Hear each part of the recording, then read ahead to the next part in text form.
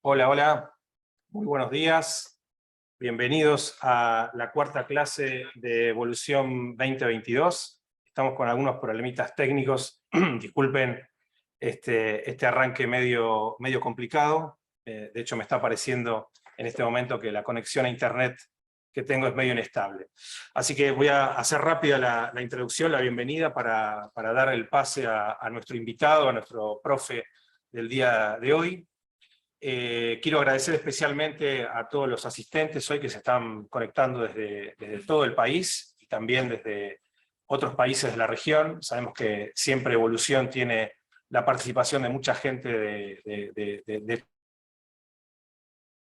Acá estamos. Espero que se esté escuchando ahora. Mil disculpas, estamos con algunos problemitas de conexión.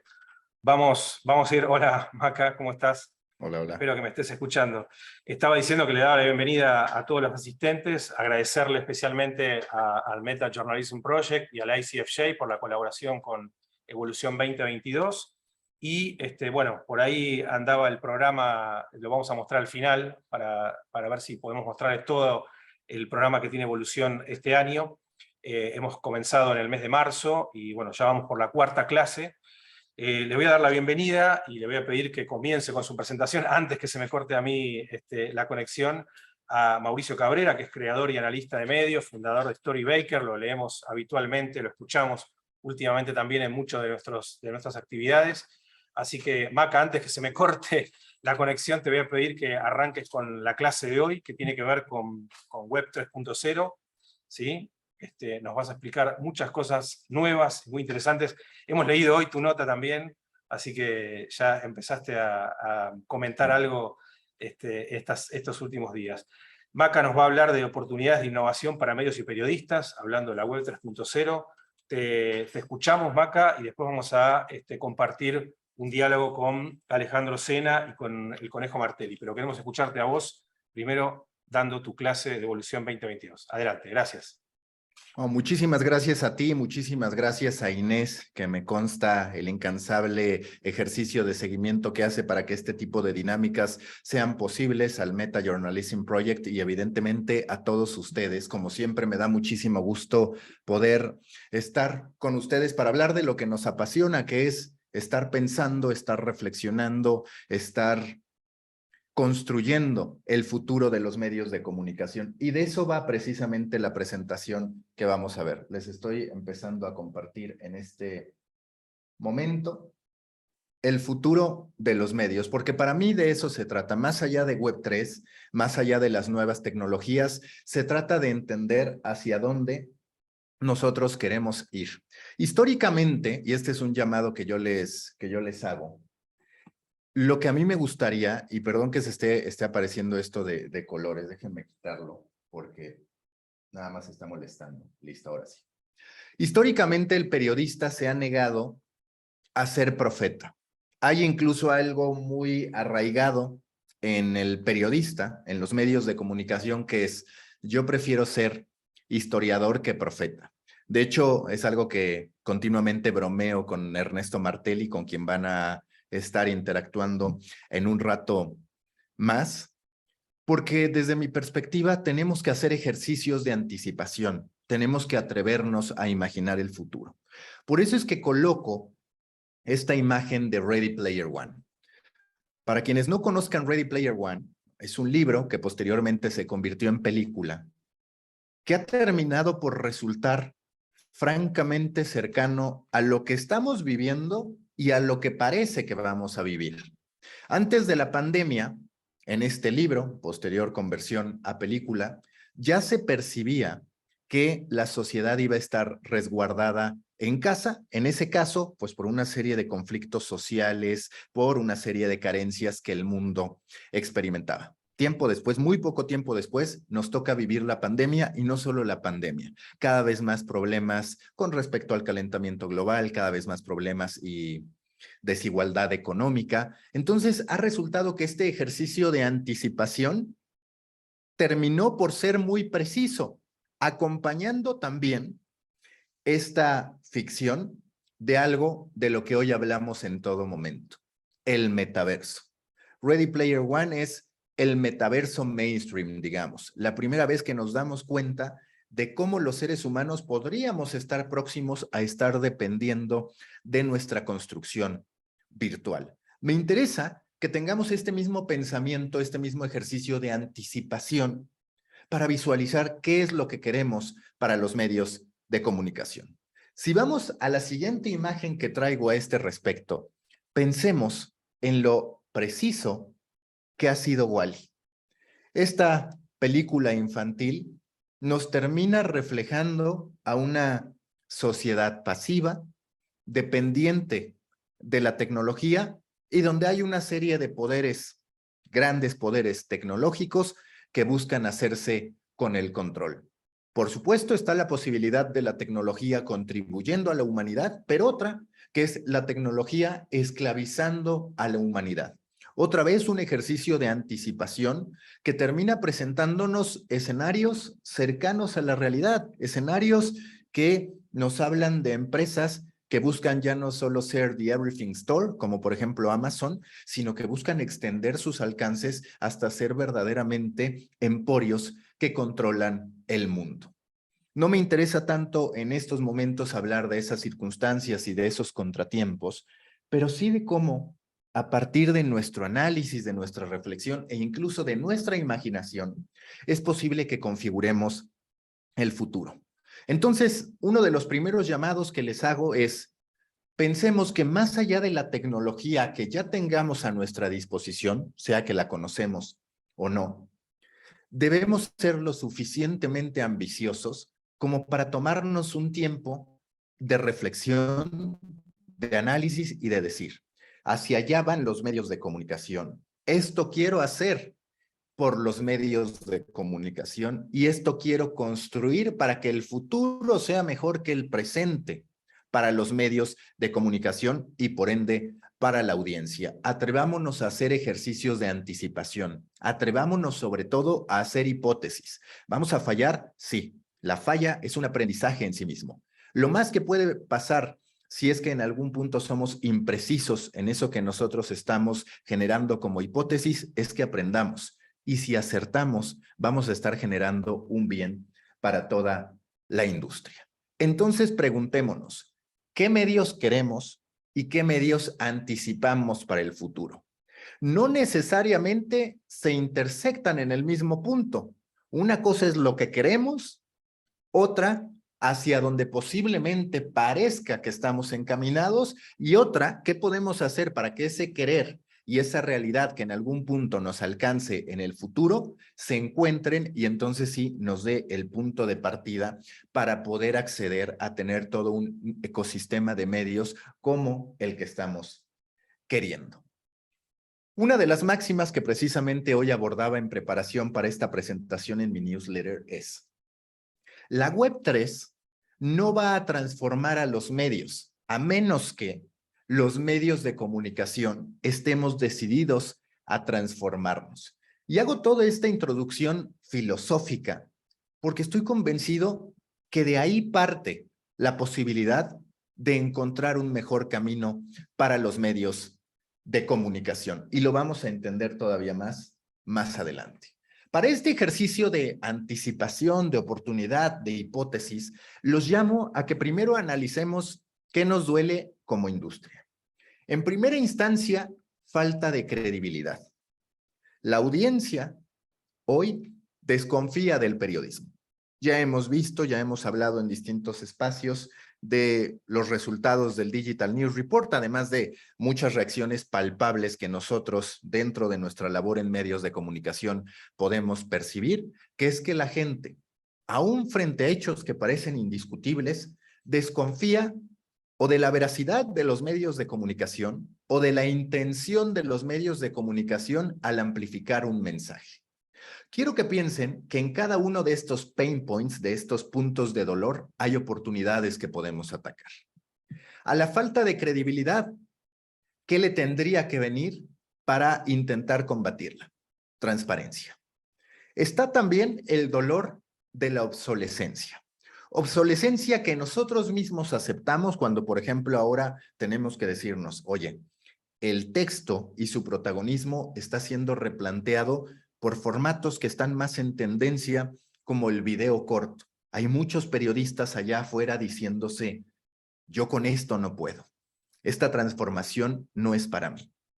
Y no solo es una obsolescencia desde el periodismo hacia la audiencia, sino también de la audiencia al periodismo. Es decir, hay una audiencia allá afuera que dice, pues es que yo lo que concibo como medios de comunicación cada vez los consumo menos, porque me gusta más estar en contacto con los creadores de contenido o con personas que utilizan un lenguaje común, no con organizaciones periodísticas que quizás tienen un lenguaje más sofisticado, pero que no están a mi nivel. ¿Cómo se combate la obsolescencia? Con modernidad, con vanguardia, con una actualización de formatos y de narrativas. Eso hay que trabajar y hay que encajar, por ejemplo, estas dos necesidades de las que he hablado en el ecosistema de la Web3. Entender de qué modo la Web3 me ayuda a estos problemas que yo estoy identificando. Enseguida encontramos otro de los grandes dolores que además nos llevan a no muchas veces entregar un producto de extraordinaria calidad, la escasa monetización. En la web 1 y particularmente en la web 2, que ya les voy a explicar a detalle en unos cuantos slides, cometimos el error de permitir que fuera la tecnología la que nos dijera dónde teníamos que estar. La tecnología en sí misma nunca es negativa, depende de cómo nosotros la utilizamos, depende de cómo nosotros entendemos llaves inimaginables. Porque así como muchas veces cuestionamos que las redes sociales nos dieron un gran alcance y de repente nos lo quitaron, pues más bien tendríamos que decirnos, ¿por qué con este gran alcance que tuve, un alcance inédito en la historia de los medios de comunicación, yo no pude construir una estructura sana? ¿Cuál es la respuesta a la escasa monetización? La diversificación de ingresos, la generación de producto antes que de maquila. Otra vez, preguntémonos, ¿de qué modo la Web3 puede ayudar a ello? Después nos vamos a otro de los dolores, la distribución desequilibrada, tanto de ingresos como de nuestras apuestas estratégicas. Hubo quienes nos volcamos a determinada plataforma y descuidamos la propia. Hubo quienes invertimos demasiado tiempo en algo que parecía que iba a ser para siempre y que terminó siendo fugaz. No hemos sido astutos al momento de entender cómo debemos distribuir nuestros esfuerzos, tanto económicos como humanos. Y tampoco hemos sido efectivos al momento de entender cómo hemos de relacionarnos con la audiencia. Porque el problema no es la volatilidad de un algoritmo. El problema es que nosotros, cuando tenemos los ojos, cuando tenemos las miradas puestas en lo que hacemos, no generamos la estructura suficiente para que esas personas no solo nos consuman, sino que se enamoren de nosotros. Y a ese respecto, la Web3 ofrece herramientas muy sofisticadas de algo que debería estar inscrito en nuestros fundamentos, en nuestros principios, en nuestros valores, que es el servicio a la comunidad, y ya no solo el servicio a la comunidad, la disposición de hablar con la comunidad y la disposición de construir con la comunidad. Si alineamos esos valores y propósitos a los productos, a las herramientas, a los recursos que nos ofrece la Web3, entonces sí que podemos pensar en que los medios transformaremos nuestra existencia valiéndonos en cierto punto de la Web3. Y el otro gran dolor que tenemos, hoy hay un exceso de competencia. Ese exceso de competencia no son otros medios de comunicación. Ese exceso de competencia son todos los seres humanos con acceso a un smartphone y la capacidad de crear contenido. Vivimos en un entorno de competencia extrema. En algún momento Reed Hastings hablaba de que su competencia es el tiempo que la gente pasa durmiendo, porque claro, el tiempo en el que la gente está durmiendo no está viendo Netflix y suena un tanto excesivo o extremo, pero esa es la verdad. Tenemos que reconocer que hay un exceso de competencia y que si no nos diferenciamos, no vamos a poder tener un lugar. Y muchas veces queremos hablarle a todos sin tener a nadie. La Web3, ¿qué nos permite? La Web3 nos permite relacionarnos con mayor profundidad que nunca con la audiencia, con la comunidad. Ya tenemos llaves, todavía hoy vigentes, que nos acercan en cuestión de minutos a partir de que publicamos a potenciales miles o millones de personas. Ya tenemos también ahora, con el contexto de la Web3, la oportunidad de asociarnos, relacionarnos, co-crear, colaborar con la audiencia. Está en nosotros comprender que tenemos que hacer eso y no una relación fría en la que los medios informan y la audiencia escucha, porque ese modelo no va más. La audiencia hoy quiere crear. En ese contexto, ¿qué es lo que quiero fortalecer? Que la Web3 ofrece recursos para trabajar en cada uno de los dolores que encontré y en cada una de las soluciones que podemos impulsar. Pero insisto, solo va a servir si nosotros catapultamos, si nosotros transformamos nuestro pensamiento y hacemos ese ejercicio de anticipación en el que decimos, no importa lo que esté pasando hoy, más que como referencia, lo que yo quiero es construir eso que visualizo en el futuro. Atrevámonos a ser profetas y a fallar, que fallar, insisto, no tiene mayor costo. ¿Dónde es donde básicamente la Web3 puede impactar de buena forma? Puede impactar de forma extraordinaria en un sentido de pertenencia, ser parte de algo, tanto por parte de la comunidad como del lado de los periodistas. La transparencia. Yo les decía, ¿cuál es el problema de la falta de credibilidad? Pues bueno, que muchas veces los medios de comunicación están recibiendo dinero de anunciantes a los cuales después deben cubrir. Pasa con los gobiernos, es una práctica habitual en Latinoamérica, pero también con otro tipo de organizaciones. Y no somos transparentes a ese respecto. ¿Qué pasa si transparentamos nuestros ingresos, el origen de ellos? ¿Qué pasa si transparentamos por qué decidimos que fuera un autor en vez de otro? ¿Qué pasa si transparentamos las distintas modificaciones que le hacemos a un contenido? Es de escándalo, alguna vez platicando con un amigo que se dedicaba a estar haciendo un proyecto de investigación sobre cuántas de las notas que el usuario ya había visto eran modificadas después de haber sido publicadas.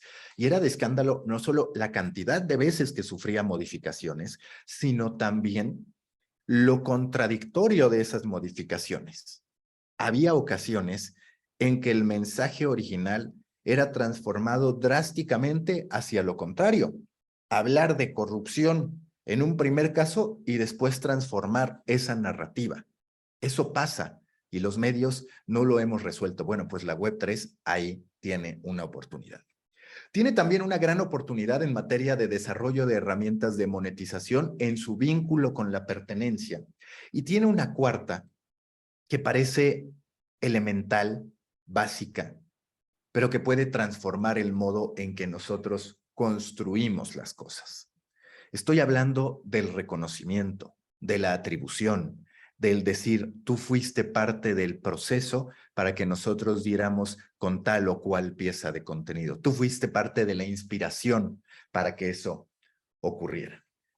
Y en ese sentido, me interesa que vayamos a lo que ya les venía diciendo. Las tres distintas etapas de la web, cuando menos por cómo se han considerado. La primera es la economía de la información, la web 1. ¿Qué es lo que hace ahí el lector? Pues básicamente leer. Es el traslado de lo que nosotros veíamos en periódicos, de lo que nosotros veíamos en revistas y demás, a una versión digital. Cambia la cantidad de información que se produce, cambia que ya no hay una limitante en términos de decir esto solo lo puedes cubrir con 1000 caracteres o con 1500 porque hay que meter anuncios y no nos alcanza para imprimir más de esto que estamos proponiendo y demás. Pero en estricto sentido, hablando de los medios de comunicación, era algo 100% pasivo.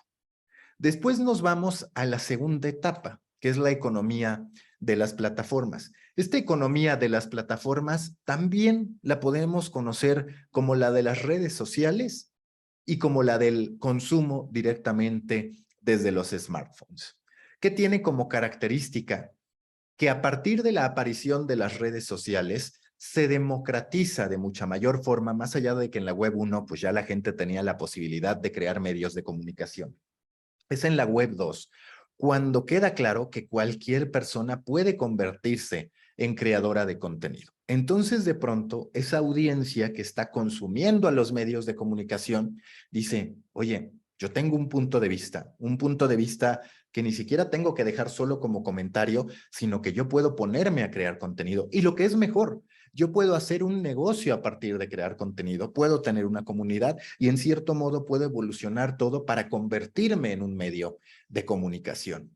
En la intersección, en el encuentro entre la Web 2 y la Web 3 es donde aparece la Creator Economy, conocido como este momento, esta tendencia en la que cualquier persona puede vivir de su obra creativa. Por supuesto, se requiere mucho trabajo y una serie de incidentes para poder llegar a ello, pero las condiciones están dadas como para mínimo poder intentarlo.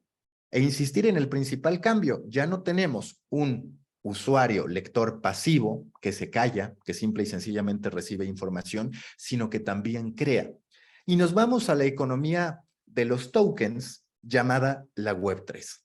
La Web 3 en la que el usuario ya no solamente lee, ya no solamente crea contenido, sino que también se asocia con el creador de contenido. Pensemos que durante la era de las redes sociales hemos hablado de seguidores, personas que tienen cierta idolatría o cierto apego a una marca o a un creador de contenido y entonces están fieles, consumiendo ese contenido.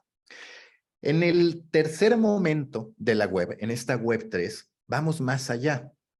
Hablamos de creadores que entienden su valor con otros creadores, con usuarios que son creadores, y de cómo estos usuarios que son creadores pueden incluso hacer que la maquinaria del creador original, termine generando ingresos. Esto representa una transformación mayúscula porque se habla de encontrar por medio de la Web 3 herramientas de colaboración, herramientas de pertenencia, donde ya no solo es, yo soy del club de fans de tal, ¿no? Ya no se trata de ser un fan, se trata de ser un miembro activo, un accionista, si cabe la expresión, de lo que el creador de contenido o el medio de comunicación está haciendo. Y esta es una transformación extraordinaria.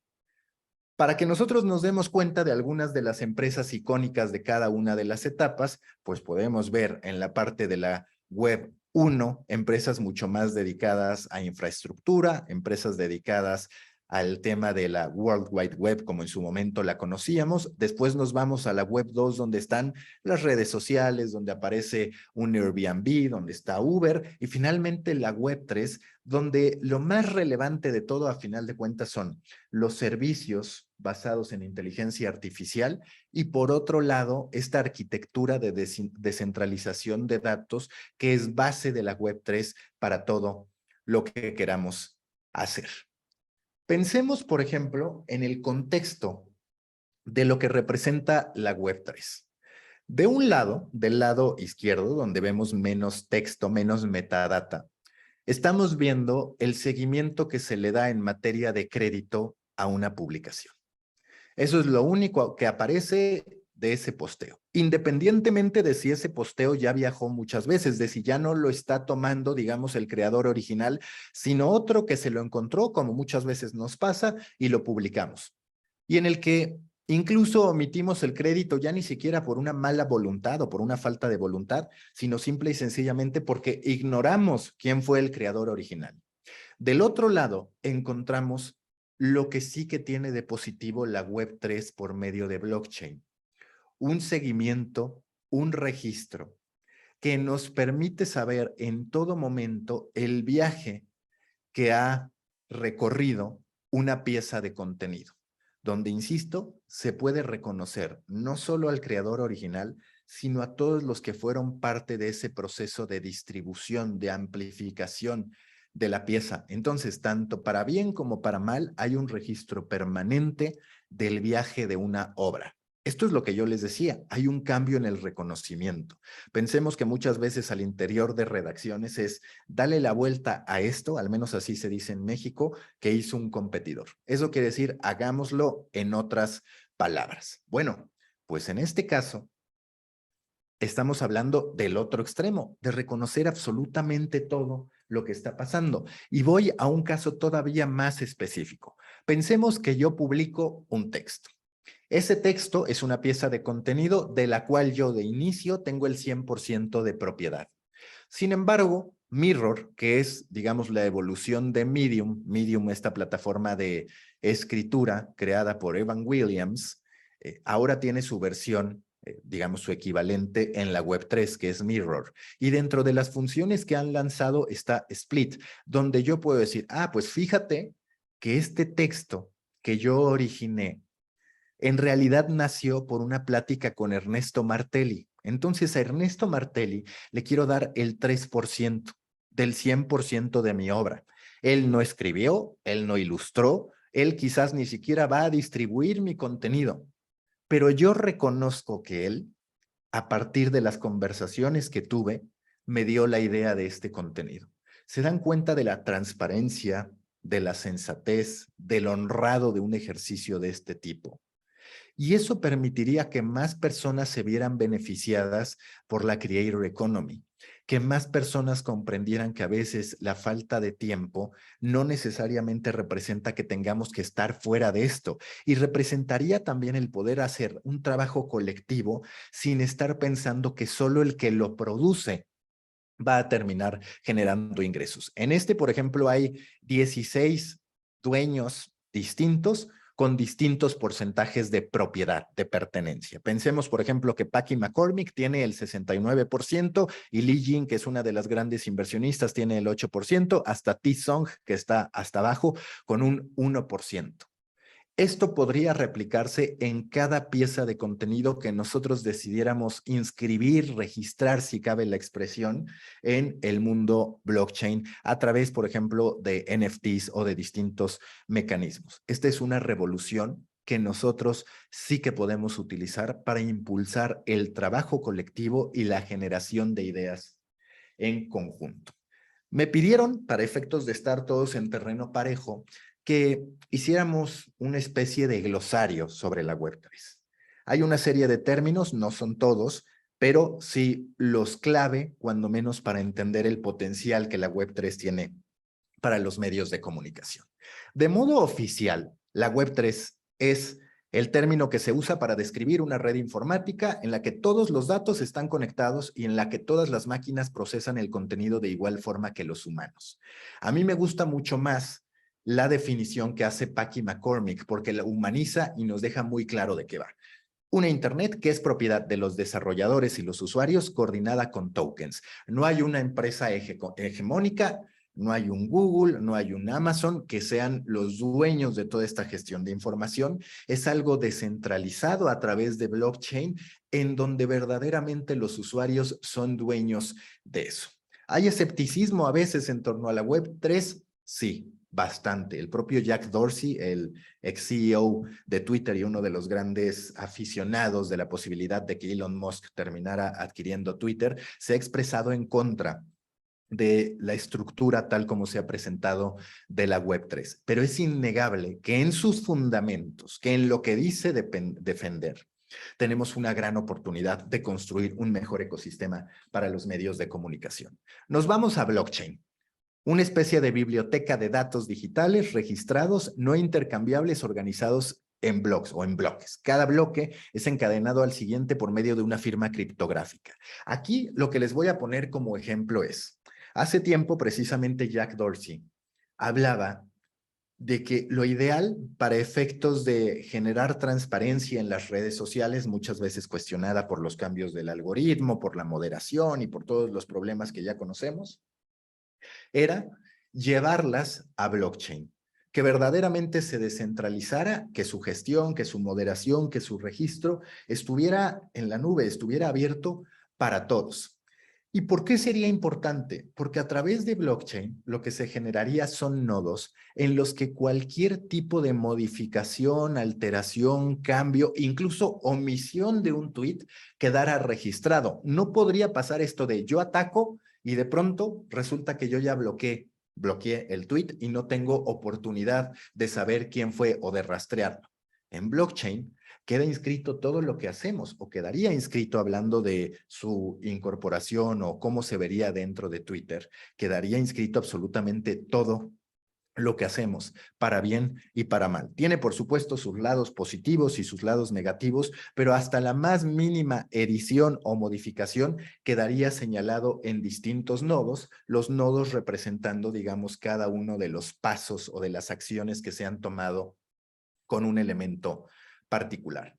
Nos vamos a otro elemento que resulta clave para entender cómo vamos a poder construir organizaciones de medios en el futuro. Bueno, la explicación larga, esta la pongo porque es la que es, simple y sencillamente después la humanizo o la aterrizo. Programas informáticos diseñados para ejecutarse automáticamente a medida que las personas o empresas en un acuerdo van cumpliendo con las cláusulas del mismo. ¿Esto qué quiere decir? Que en vez de dejar la gestión a una interpretación de palabra, que ya sabemos lo que eso ha representado históricamente para los seres humanos, entramos a una dinámica que a mí me gusta llamar mucho de juego. ¿A qué me refiero con eso? A que si nosotros acordamos, por ejemplo, que vamos a liberar 100,000 pesos de inversión o 100,000 dólares de inversión una vez que lleguemos a 10,000 usuarios registrados, por decir cualquier cosa, no va a haber un segundo pensamiento al respecto o negociaciones por debajo de la mesa entre los que están a favor y los que están en contra de eso, sino que se ejecuta automáticamente. Es como un videojuego en el sentido de que llegas al nivel 2 o cumples con ciertas condiciones, desbloqueas esto. Esa base de los contratos inteligentes al final descentralizan, entregan a las partes involucradas el mismo poder, el mismo punto de acuerdo, y a partir de eso se ejecuta lo que en teoría debería funcionar mucho mejor que las sociedades que hemos construido hasta este momento. Después encontramos los NFTs, que muchos hemos visto como la capacidad de poder adquirir bienes digitales con un certificado que haga o que se parezca en muchos sentidos a lo que en su momento representa adquirir cuadros o tarjetas coleccionables. Eso en estricto sentido es lo que es un NFT. Pero hay un elemento importante también. Cada vez más los NFTs son utilizados como herramientas de pertenencia. Es decir, yo adquiero un NFT y a partir de ese NFT recibo una serie de beneficios. Hace no mucho en México, un festival de música activó que el ganador de uno de sus NFTs iba a recibir tacos de por vida. Pues es un beneficio muy valioso, quizás incluso más el de los tacos que el NFT como tal. Entonces está, digamos, este camino doble. Por un lado, el NFT por su valor per se, donde decimos adquirí esta pieza y con esto va a funcionar muy bien. Y del otro lado está el NFT como un sello de pertenencia.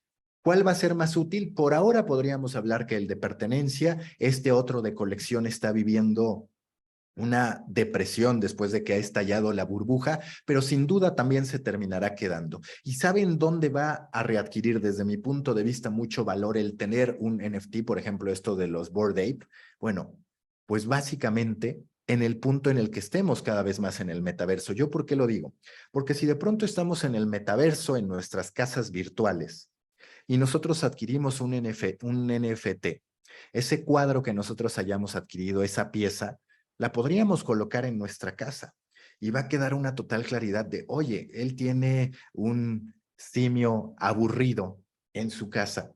Y eso, a final de cuentas, va a tener un valor mucho más tangible que el que hoy se tiene, porque claramente lo que hubo fue una especulación, muchos invirtiendo cientos de miles de dólares en cosas que al final no necesariamente despegaron tanto. Y después está toda esta evolución, que es la organización autónoma descentralizada. Básicamente, lo que es una organización que se crea a través de reglas codificadas que están en lo que ya les expliqué, los smart contracts o contratos inteligentes. Todo está automatizado, todo está codificado, todo está almacenado. No hay modo de manipularlo. Las reglas solo se cambian si se cumplen con los hitos necesarios establecidos por la propia sociedad para poder llegar a modificar algún tipo de acuerdo. Son, como lo han visto, todas bases para que nosotros podamos evolucionar los medios de comunicación, pero nosotros tendremos que encargarnos de que eso termine ocurriendo. Y entonces, ¿de qué sirve la Web3? Es en este momento en el que les voy a ir mostrando lo que han hecho distintos medios de comunicación. Time, por ejemplo, lanzó 3 portadas. Aquí están viendo 2 de ellas que terminaron vendiendo, una en $144,000, otra en $88,000, una más en $171,000. ¿Por qué es relevante para ustedes, para nosotros?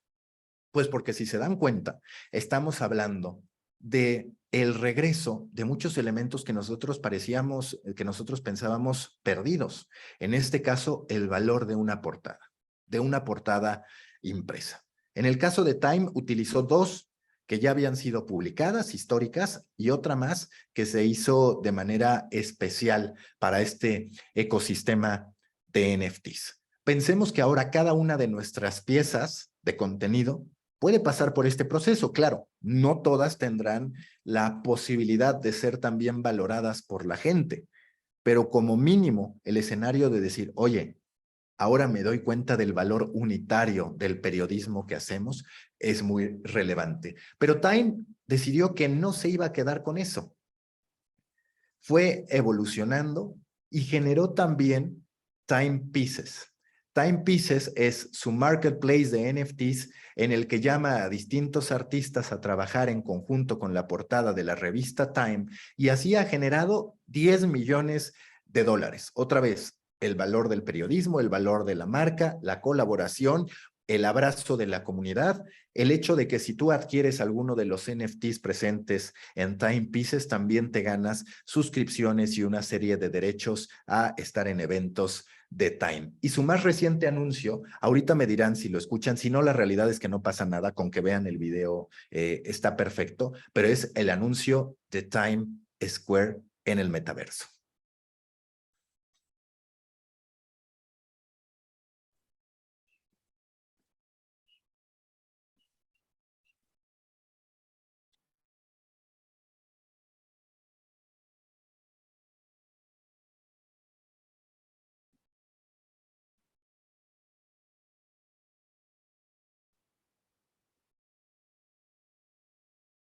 Es un aterrizaje que me gusta mucho. Alcanzan a capitalizar pues la oportunidad de abrir su propio Times Square en referencia al Times Square en Nueva York. Están presentes en Sandbox y lo que se plantean es reunir a su comunidad tanto en entornos metaversales como en entornos físicos, crear este híbrido, posicionar sus portadas y terminar generando todo un negocio. Hasta la fecha, insisto, Time es la empresa que como mínimo de medios de comunicación más abierta ha sido sobre sus ingresos y ha generado, de acuerdo a lo que ellos mismos han dicho, $10 millones con este proyecto que continúan construyendo. Vamos ahora al siguiente, en este caso, Playboy.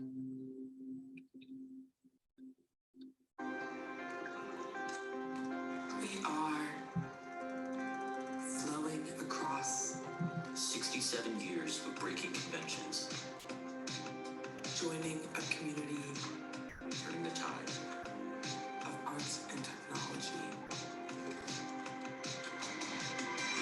When everything is liquid, our lives are fluid. The boundaries melt away. Total on tight. It's gonna be a wild ride.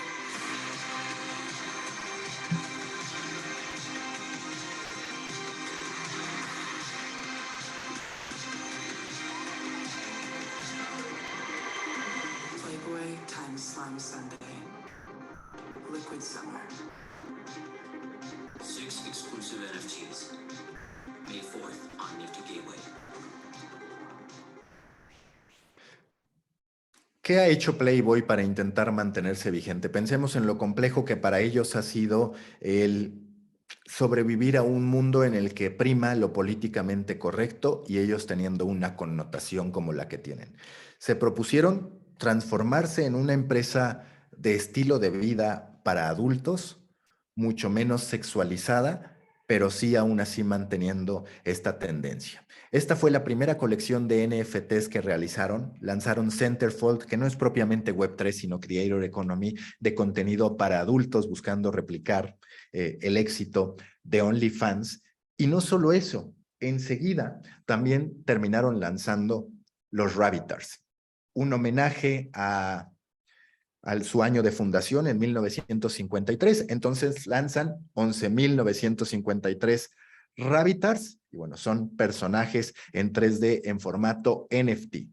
Y como era de esperarse, lo que también llega a la apuesta de Playboy en materia de la Web3 es la metamansión, la metamansion de Playboy, sin Hugh Hefner, por cierto.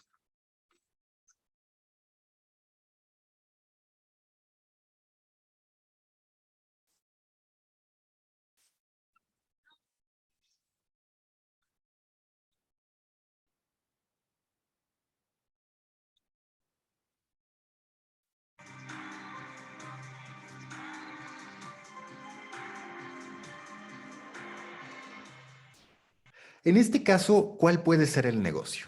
Hay una serie de alternativas. Primero, que de verdad la mansión de Playboy en Sandbox se convierte en un destino turístico para los avatares. Segundo, ya se anticipa que el propio Sandbox va a poner a la venta terrenos aledaños a esta mansión de Playboy para que pues, la gente pueda estar relacionada al mundo Playboy y evidentemente Playboy se terminará llevando algún tipo de beneficio de esto, además de poder servir para de pronto, por ejemplo, hacer ahí sesiones fotográficas dentro del mundo metaversal que después lleguen al mundo físico. Es otro tipo de aproximación. Muchas veces desde el periodismo desdeñamos el valor de Playboy, pero créanme, si quitamos pues la parte más controvertida que tiene, tenemos que reconocer que Playboy en muchos sentidos es lo que los medios de comunicación deberían ser, en términos de crear exclusividad, en términos de fomentar un sentido de pertenencia, en términos incluso de reconocer que su propuesta no es para todos, porque durante el apogeo de la Web 2, de la Web 1, nos emocionó tanto el alcance que dijimos, claro, le podemos hablar a todos. Eso no es así. Y a veces hay que aceptar que hay público que hasta va a estar molesto con nosotros, que en algún momento puede haber manifestaciones, incluso sociales contra lo que hacemos, pero que si tenemos una audiencia mínima viable, un estilo muy marcado, vamos a tener oportunidad de hacer este tipo de cosas. Este queda más como un momento anecdótico que conecta con lo que ya les decía del valor por las piezas, ¿no? Uno de los primeros ejercicios en materia de NFTs en medios de comunicación fue precisamente el New York Times poniendo a la venta este artículo, terminó donando los $560,000 que se generaron por él, pero otra vez es pensar, oye, pues de repente esta idea de me da lo mismo quién lo escribe o incluso omito, porque eso pasó durante muchísimos años en digital al editor de fotografía, pues puede estar en desuso. Ahora, si tú trabajas a fondo en el trabajo creativo, si tú trabajas a fondo en tener fotógrafos y demás, te encuentras con un mucho mejor escenario en términos de poder decir, mi contenido puede tener algún tipo de valor.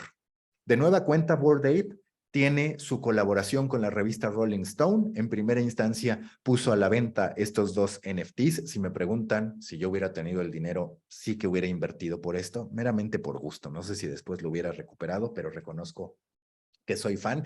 Y las más recientes, que son estas dos, apenas hace unos días lo terminaron lanzando. ¿Qué es interesante en particular de los Bored Ape? Bueno, lo que les puedo decir es que existe la intención, existe como mínimo la hipótesis de que de este tipo de colecciones de NFTs con personajes muy claros, aunque no conozcamos ni cómo hablan, ni cómo se mueven, ni absolutamente nada más que hemos pagado por ellos o han pagado por ellos, la hipótesis es que de estos puede terminar surgiendo la siguiente gran franquicia, que el nuevo Star Wars, el nuevo Harry Potter, el nuevo Lord of the Rings va a salir de colecciones de este tipo de NFTs, de personajes que están en colecciones de NFTs. iHeartMedia incluso ya terminó invirtiendo en una serie de colecciones para poder decir, de aquí yo puedo crear propiedad intelectual. Y recordemos que eso, por ejemplo, para Netflix hoy es el más grande deseo porque tiene problemas para construir universos de este tipo.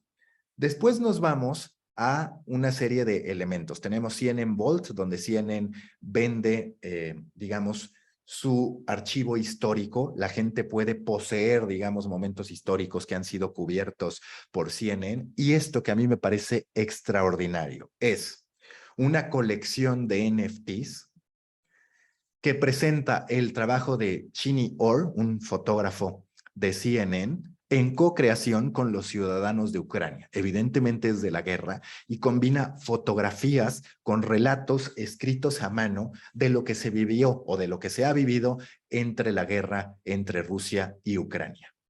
Esto es un ejercicio periodístico capitalizando de muy buena forma el universo de los NFTs.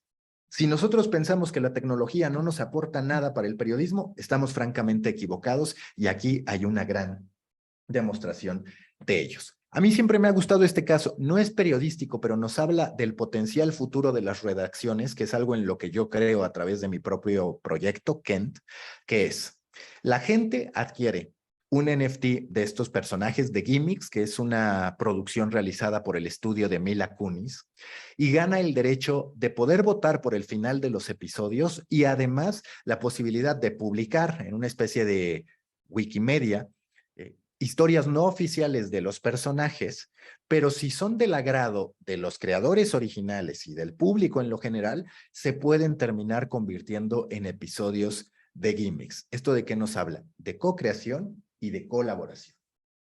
Enseguida vamos al proyecto que justo hoy lo mencioné en mi newsletter. A mí me encanta, se llama 20 Mint. Es creado por el diario francés gratuito 20 Minutes, que lo que dice es, bueno, a nosotros nos interesa informar a la sociedad sobre lo que es la Web3, sobre sus implicaciones, sobre su desarrollo, sobre hacia dónde vamos. Lo queremos hacer impreso porque la sociedad que menos acceso tiene a este tipo de información es precisamente la que no consume digital. Es un sentido también de nostalgia. Y construyeron toda esta propuesta a partir de una fundación sustentada en NFTs. Lanzaron 999 NFTs para poder financiarse. Los poseedores de esos 999 NFTs pueden participar en un Discord votando por contenido y también dando a conocer sus puntos de vista. Y ellos tienen 3 niveles, comparten su roadmap y hablan de, primero, el founding, es decir, en este caso, crear la historia de fundación y por el otro lado, levantar el dinero, el funding. Y por otro lado, en un segundo nivel, conformar la comunidad, que esta crezca, crezca y crezca. Y la tercera es innovar, provocar un cambio en el modo en que se genera periodismo y contenidos. A mí me encanta este proyecto porque nos hace ver cómo lo mejor de la Web3 puede apoyar incluso en formatos que pensábamos obsoletos, pero que pueden ser los más efectivos, primero para crear un momento de reposo y segundo, para poder validar eso que se está diciendo. Después viene este proyecto que es mío, que tiene como fundamentos, que es mío y de muchas personas más, que tiene como fundamento básicamente el contar historias extraordinarias para gente extraordinaria. Historias extraordinarias, ¿por qué?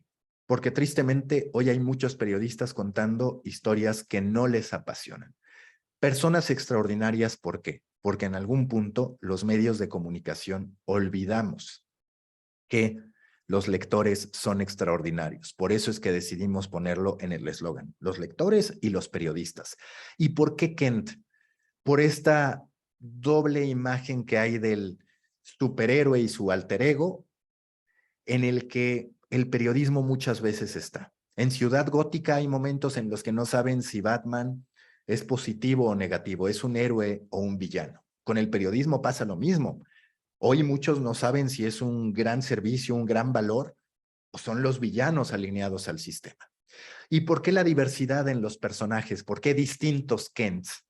Pues básicamente porque no importa hoy cómo nos veamos ni qué género somos, tenemos la capacidad de marcar una diferencia en el mundo y eso es lo que se propone Kent a partir de una herramienta que de inicio en sus primeras etapas va a tener el lanzamiento de 2 líneas. La línea Lane para periodistas icónicas trasladadas al mundo de los superhéroes y la línea Kent para periodistas icónicos trasladados al mundo de los superhéroes. De a poco les iré contando más. Obviamente, si tienen deseos de participar de alguna manera, son bienvenidos a que estemos en contacto, pero eso es en lo que estoy trabajando. En resumidas cuentas, la Web3 nos permitirá protocolizar de manera automatizada cómo queremos construir los medios del futuro. Nos da bases mucho más organizadas, nos da bases mucho más certeras y precisas para poder cumplir con esos puntos pendientes que tenemos. Ya vimos los dolores, ya vimos las necesidades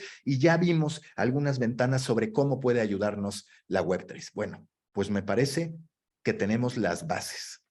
La tecnología sí que nos puede ayudar a transformarnos. Después, debemos entender todo lo que hoy nos entrega la Web3 para poder conversar y co-crear. Pero tenemos que dejar de ver como un dolor de cabeza el gestionar comentarios de la gente, porque si no, la conversación únicamente va a estar en redes sociales y no al interior de los medios y de las redacciones. Tenemos que aceptar la conversación como algo indispensable en la creación de contenido. No debe caber la dinámica del medio que informa sin escuchar. No debe caber la dinámica del medio que rechaza, que renuncia a la gestión de una comunidad. Es absurdo hacerlo. Lo digo de otra manera, es un suicidio. Demanda responsabilidad absoluta sobre lo que publicamos, y qué bueno que así sea, porque los medios y también los creadores, evidentemente, hemos sido irresponsables en distintos momentos sobre lo que publicamos. Hay que hacernos responsables de ello. Darnos cuenta de que quedará un registro sin duda ayudará a que dimensionemos de mejor forma lo que representa llegar a la atención de las personas, lo que representa impactar en la sociedad. Entonces, la pregunta que tenemos que hacernos es, ¿estamos listos para ser transparentes con la audiencia? ¿Estamos listos para cambiar nuestro chip y decidir en un ejercicio de anticipación hacia dónde van los medios de comunicación? Atrévanse primero a anticipar, primero a crear una ficción, algo que quizás muchos no crean, y después trabajen por construir y por lograr que esa ficción se convierta en realidad. Hasta aquí mi presentación. Espero que les haya gustado. Espero que también les haya dejado muchísimas ideas sobre lo que se puede hacer, y si hay algunas preguntas o comentarios, son bienvenidos. Excelente, Mauricio, Maca, como te dicen en la intimidad, los amigos, y si me permitiste voy a decir así. Claro. Te voy a pedir, Maca, que dejes de compartir la presentación. Listo. Excelente.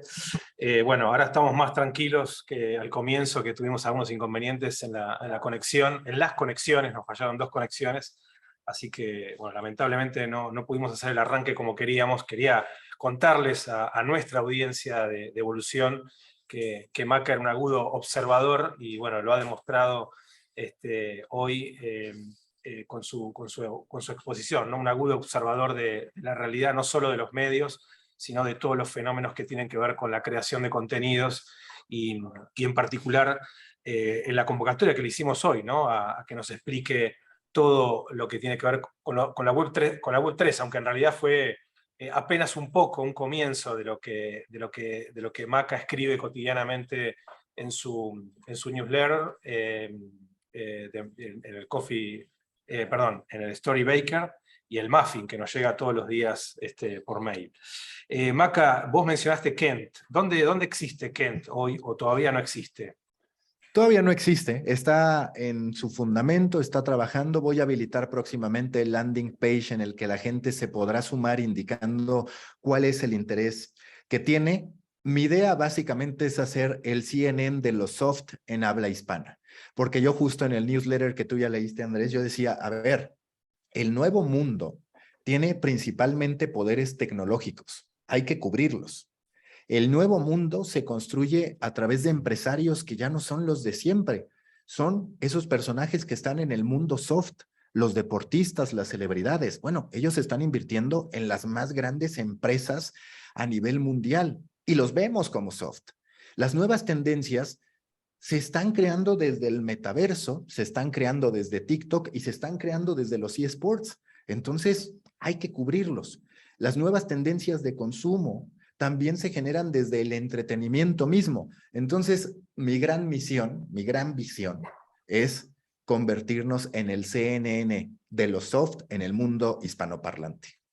Como mencionaste que se podían conectar quienes estuviesen interesados en colaborar, participar, co-crear, como lo has planteado vos, con Kent. ¿Cómo te contactan los participantes que están hoy acá en Evolución? Sí, pueden a través de maca, @storybaker.co, así sin M, como si fuera Colombia, o bien claramente pidiéndome mis contactos a través de redes, que estoy como Macafood en TikTok, en Instagram, en Twitter y bueno, en LinkedIn como Mauricio Cabrera. Excelente, Maca. Hay algunas preguntas en el espacio de Q&A. Acá Mariana Alegre nos dice que sigue tu newsletter, por supuesto, y mi pregunta es si desechamos todo lo que se construyó y construye el periodismo para transformarnos por las redes sociales. Según tu primera afirmación sobre la transformación, ¿tenemos que transformarnos por formatos o por tendencias de audiencia? ¿Esto nos lleva a transformarnos por cada nueva red que surja? Esa es la pregunta de Mariana. No, yo creo que lo que hay que hacer, sí, yo muchas veces hablo del funnel de inmersión a las historias, y ese funnel de inmersión a las historias es entender de qué manera esas tendencias que emergen, como por ejemplo TikTok, nos pueden descubrir para trasladarlos a un ecosistema propio. Entonces, yo a lo que llamo no es a montarnos a ciegas en una tendencia, ni a creer en una tendencia definitiva, porque lo cierto es que hoy no hay ni tendencias definitivas ni plataformas definitivas. Lo que sí querer tu marca, adorar tu marca. Y nuestro trabajo en las distintas plataformas debe ser precisamente que la gente adore nuestra marca. Gracias, Maca. No sé si se me cortó un segundo la conexión. Acá estamos de nuevo. Gracias por tu respuesta. Sé que tenés muy pocos minutos ahora para terminar de responder, pero tenemos dos invitados a la clase de hoy, que son Ernesto Martelli y Alejandro Sena. Les voy a pedir a ambos que se conecten, así terminamos de dialogar estos últimos minutos con Maca y después lo dejamos partir y vamos a escuchar los casos de Spoiler Time y de La Nación. Gracias, Conejo, y gracias, Alejandro, por conectarse y por acompañarme hoy también en esta mañana complicada con la tecnología. Hay una pregunta más en el espacio de Q&A, Maca, que dice si los derechos de autor quedarán protegidos en los medios que son copiados y pegados en otros. Bueno, no es una pregunta exactamente, pero te quería preguntar, vos hablaste el tema de la Creator Economy y en los Smart Contracts hay mucho que pensar y que reflexionar sobre el tema de los derechos de autor, pero ¿podés ampliar vos algo sobre ese tema? Sí. A ver, una de las visiones de la Web3 es en efecto resolver eso.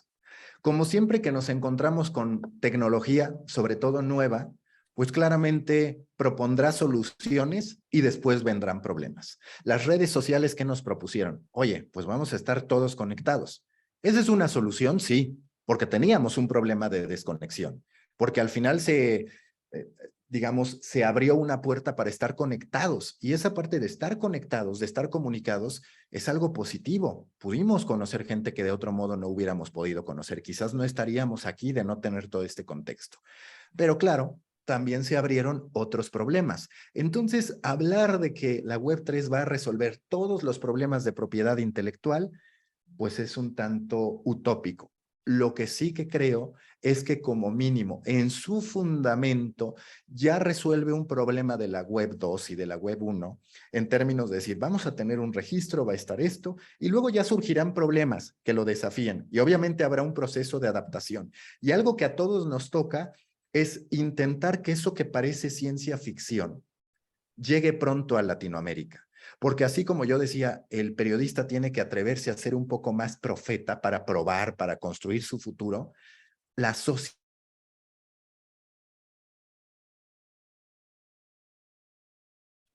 no quedarnos únicamente viendo en qué momento llega ya un poco a toro pasado lo que ocurre en otros lugares, porque es ahí donde regiones geográficas ya a nivel gamer a Roblox, que tiene particularmente una audiencia de niños. Ahora, llevándolo a medios de comunicación, yo diría que todavía no hay una ejecución exitosa. Tenemos que reconocer que estamos en un proceso de exploración, pero sí que esta aproximación de Playboy más como un estilo de vida puede dar mucho de qué hablar. Tiene varios elementos que llaman la atención, y algo de lo que he escrito es, a mí me parece que de manera paradójica, el metaverso nos va a acercar a los medios que parecían obsoletos, es decir, mi yo avatar estará recorriendo un mundo metaversal y en algún punto descubrirá un espectacular con el anuncio de una revista, o bien irá caminando y se encontrará encontrará con un kiosco que tenga una revista. Mi avatar, es decir, mi persona virtual, podrá abrir esa revista y sumergirse directamente a una red. Ahora, lo que le queda al metaverso, paradójicamente, de desafío es provocar una interacción mucho más clara y contundente, mucho más certera y creíble entre dos seres humanos. En el punto en el que se encuentren ese metaverso con posibilidades de narrativa de historias periodísticas, incluso extraordinarias, con este intercambio de información y conocimiento directo, cara a cara, vamos a estar en un nivel extraordinario. Gracias, Maca. Gracias, Maca. Una pregunta más que nos llega, que tengo. Dale, dale. Estás congelada, Si un medio quiere comenzar a pensar en hacer contenido en la Web3, ¿cómo cree que se debería comenzar? ¿Por dónde? O en todo caso, ¿con qué herramientas? Vamos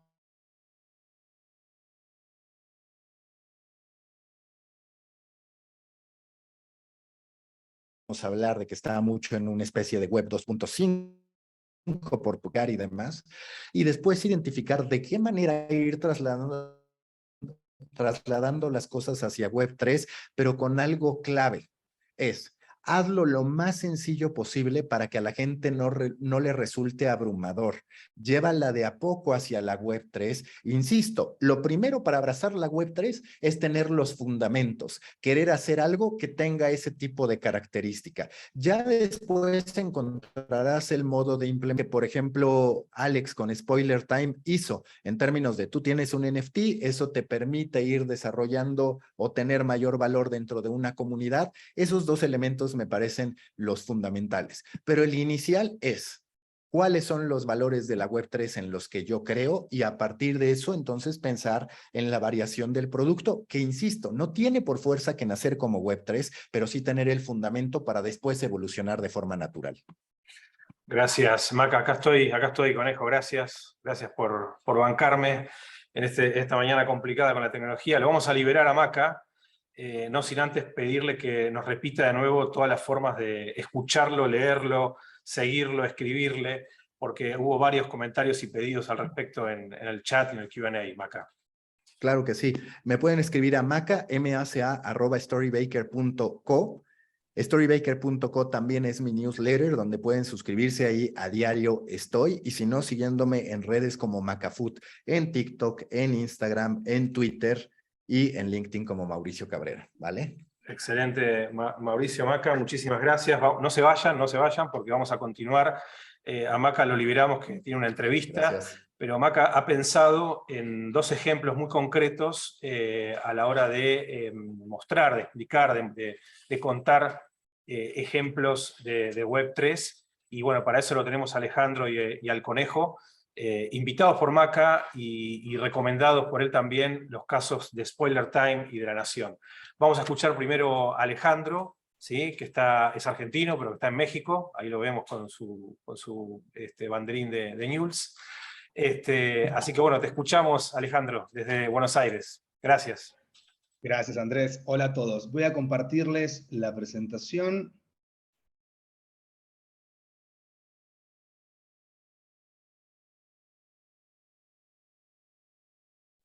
Está silenciado, Alejandro, ¿no? Se silenció. Ya sé por qué. A ver, ya está. Disculpen. Vamos, por favor, Alejandro es socio y director de Spoiler Time, fundado en 2015. Vamos a escucharlo Fundado en ahora. 2015, correcto. Ahora sí me escuchan. Sí, Spoiler Time, les quiero contar un poquito. Es un medio que habla sobre series y cine, fundado en México en 2015. Lo fundé con otros dos argentinos, uno viviendo en Buenos Aires. Y en la época que decidimos lanzar esta colección de NFTs, estábamos cerca de los 2 millones de visitas únicas por mes. Entonces dijimos, ¿por qué no nos metemos en esto? Seguramente nos va a ir bien. La realidad es que no fue así, no fue mal, no fue bastante mal. Bastante mal no, porque en términos de costo, no fue como que hicimos una gran inversión y no nos salió, sino más bien fue una apuesta que dijimos a ver qué tal, cómo funciona, y no funcionó. Entonces les quiero contar esta historia de fracaso, pero también de mucho aprendizaje y de lo que vamos a hacer a continuación. Es muy cortito, estos son 10 minutos y espero darles información valiosa para que también puedan aplicar ustedes. Entonces, ¿Qué vamos a ver? Los personajes. Nosotros creamos una serie de personajes para poder vender como NFTs. ¿Cómo hicimos para convertirlos en NFTs? ¿Cuál fue la realidad? ¿Cuál fue el problema? ¿Qué aprendimos? ¿Y qué es lo que va a seguir? Entonces empecemos por el principio, los personajes. Nosotros como medio, la verdad, tenemos mucha interacción con nuestros usuarios en redes sociales, y se nos ocurrió en algún momento hacer contenido original ilustrado y que esté seriado, ¿no? Que con cierta periodicidad vayan saliendo ciertos contenidos ilustrados, en este caso, personajes de series y películas. Se nos ocurrió hacerlo con una ilustradora y crear, en este caso, algo que sea reconocible. Hacer estos personajes como si fuesen bebés, ¿no? O muy chiquitos. Y inicialmente dijimos, hagamos algo más divertido, que sean villanos, ¿no? Ver un villano cuando era chiquito es hasta más divertido que ver un personaje querido. Entonces, vamos a hacer esto, esta era nuestra idea. Bueno, esto se lo comentamos a nuestra media planner de esa época, Oriana Nan, que más adelante fundó ShakeLab, que es una empresa que se dedica a todo esto de NFTs y Web3, y nos dijo, en lugar de simplemente publicar sus ilustraciones en las redes sociales, en Instagram, para que la gente lo siga y les gusten, y lo comenten y lo compartan, ¿por qué no hacen una colección de NFTs? Para que la gente, además de todo eso, pueda comprarlos, ya que vienen seriados, ya que es una colección, hagamos las NFT. Entonces, a fines de junio del 2021, esto hace más de un año, diseñamos, le pagamos a la diseñadora su fee, hizo 20 ilustraciones de estos 20 personajes villanos bebés, y se nos encargó ShakeLab, Oriana, de publicarlos en OpenSea. OpenSea es uno de estos, como estos directorios, como estos marketplaces, donde uno pone sus NFTs y la gente puede comprarlos y transferirlos y demás. ¿Cuál fue la realidad? La verdad que nos emocionamos mucho al principio. Publicamos nuestros 20 NFTs, nuestros 20 personajes, y que el primero lo compraron antes de que siquiera lo promocionemos. O sea, lo publicamos en OpenSea y alguien lo compró a 0.25 Ethereum de esa época, ¿no? El valor que tenía esa época.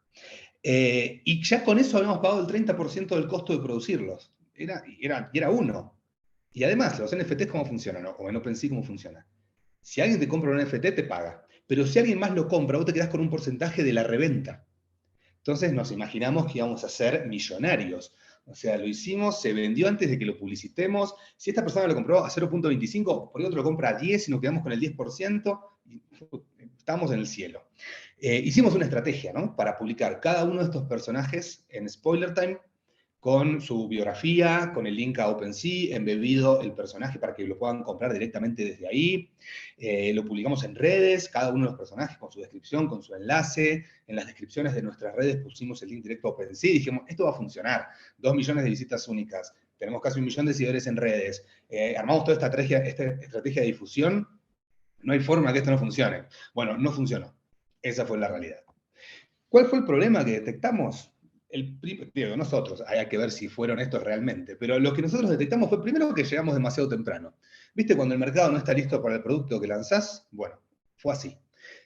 Lo que hicimos en gran parte fue también tenerle que explicar a nuestra comunidad, a nuestros seguidores, qué era un NFT, con qué se comía. O sea, la gente no tenía ni idea. Hoy la gente no tiene ni idea qué es un NFT, imagínense hace un año.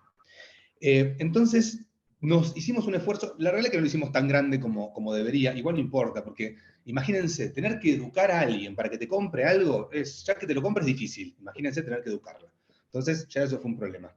Y el otro problema, que es el más importante, fue que nunca le hablamos a compradores de NFTs. No, o sea, no fuimos a las comunidades ya armadas, le hablamos a las cuentas en inglés que ya se dedican a esto, que comparten colecciones, que hacen reviews de NFTs, no le hablamos a esos. Nosotros nos concentramos en la gente que ya nos seguía. Entonces, eso fue otro error. Y el tercero error es no ofrecer ningún beneficio adicional, además de tener solamente el objeto comprado en tu OpenSea. Creamos unas tarjetas, ahora les voy a mostrar un poquito de eso, qué es lo que va a venir, pero nunca lo implementamos, nunca lo llegamos a lanzar. Entonces simplemente era tener un personaje lindo diseñado y listo, digo, como coleccionable. No hicimos algo, teniendo una comunidad grande, no hicimos nada que ese NFT te dé dentro de la comunidad, algo que sí vamos a hacer y ahora les voy a explicar. Obviamente todos los personajes que ven acá son los NFT, ¿no? O sea, creo que está de más decirlo. Pero ¿qué aprendimos? Primero, integrar la comunicación de los NFT a su comunicación periódica, a su comunicación tradicional, a lo que hacen normalmente. ¿Cómo? ¿Y qué es lo que vamos a hacer nosotros? Por ejemplo, nosotros hablamos de series y películas, bueno, empezar a cubrir Web3 y NFTs relacionados a series y películas. Entonces la gente ya va a empezar a ver el término, entenderlo, y cuando uno presente sus propios NFTs, no va a ser tan raro, va a ser mucho más orgánico, va a ser mucho más natural. Eso por no es, lanzamos NFTs de la nada, o sea, ¿y qué es eso? Entonces eso por un lado. Después hay que vender al que quiera comprar. Esto es obvio, todo el mundo lo sabe. Bueno, nosotros cuando lo hicimos no lo sabíamos y no fue tan obvio. Pensamos que estábamos a la vanguardia, que iba a funcionar y no. ¿Esto qué quiere decir? Hablarle a las comunidades que ya compran NFTs, hablar con las cuentas que ya lo hacen. Y segundo, darle valor dentro de la comunidad. Que el NFT no sea, porque es mucho más difícil decir, a ver, te vas a comprar este muñequito diseñado lindo para tener ahí. ¿Para qué? ¿De qué me sirve? Es mucho más difícil explicar que es algo que puedes tradear, que es algo que tiene un valor, que es algo que puedes comercializar, intercambiar, vender más caro. Eso es mucho más sencillo. Si vos decís, si me compras este NFT, vas a tener acceso privilegiado al Discord, o vas a poder comentar las notas, o vas a poder publicar artículos en mi medio, o vas a poder, o vas a quitar los anuncios del sitio, no importa. Explicar eso es mucho más sencillo cuando tiene un valor tangible que simplemente es un coleccionable que fíjate cómo lo vendes después. Y por último, hacer una estrategia de captación que contemple nuevas audiencias que estén interesadas en NFTs. No hablarle solo a tu audiencia, además, empezar, hacer una estrategia de captar estas audiencias que ya hablan de eso. Por último, lo que sigue. La verdad que fuimos de los primeros medios en español, si no el primero. Ahí Martelli me va a decir cuándo lanzó La Nación, a ver si les ganamos o no. Y queremos convertir esta historia de fracaso en una historia de éxito. Entonces, ¿qué vamos a hacer? Primero, vamos a lanzar nuevos personajes para revivir esto. Segundo, y lo más importante, vamos a regalar tarjetas VIP. Son 1000 tarjetas que van a estar en OpenSea, que ya están en realidad, pero no las promocionamos, donde la gente solamente va a tener que pagar el costo de transacción, o sea, de mover ese NFT a su cuenta, y los que posean esa tarjeta VIP van a tener beneficios dentro de la comunidad. Próxima semana o en 2 semanas lanzamos el nuevo sitio, que hasta tiene una... pero que sí que sea el tema de la temática que tocamos, para que la gente se entienda de qué es y se empiece a empapar. Vamos a entablar relaciones con cuentas que nos pueden dar exposición. Hay muchas cuentas que hacen reviews, que comparten, que analizan, lo que sea, NFTs. Con eso vamos a empezar a hacer relaciones y mucha comunicación va a ser en inglés. No en el sitio como tal público, porque la realidad es que es un sitio en español, México, España y Argentina son nuestros 3 principales mercados, pero sí empezar a generar contenido de NFTs o que se pueda compartir con estas comunidades de NFTs en inglés. Ese es el caso, lo conté lo más rápido, tratando de dar la mayor carnita posible. Está con Ernesto, perdón la molestia. Bárbaro, yo sigo si quieren, y en todo caso vamos juntando preguntas también para el caso de Ale o para Perfecto. enriquecer esta parte del Yo voy panel. Dale. tomando nota de las preguntas del público para ustedes. Buenísimo. Brevemente entonces contarles, primero, si se quiere spoilear o contestarle a Alejandro, no, nosotros salimos, La Nación salió en diciembre con la colección de NFTs, gracias ahí por dejar de compartir, y cuento brevemente el caso que tiene muchos puntos en común con la experiencia de Spoiler por diferentes motivos. Acá las dificultades que hay en Latinoamérica requerían o requieren de algún nivel didáctico respecto de las audiencias sobre temas como los que planteabas vos, Alejandro, en el desafío a ustedes. ¿Qué es un NFT? ¿Cómo coleccionarlo? ¿Cuánto vale? Más allá de la cuestión económica o de las dificultades de acceso, claramente uno de los desafíos que tenemos como industria de cara a la Web3 tiene que ver con las posibilidades que tenemos en la región de aceptación de estas tecnologías o de la posibilidad de acceso a nuevas tecnologías, y en todo caso, desde el punto de vista financiero, desde nuestro lado de medios, cómo fondear, y del lado de nuestras audiencias, de puntualmente en estos productos de mercado como los NFT, cómo adquirirlos y cuál es el procedimiento. De hecho, empezaría contando el caso de La Nación desde ese punto. Nosotros lanzamos efectivamente una colección de NFT para lo que fue nuestro anuario del año 2021, en diciembre del año pasado.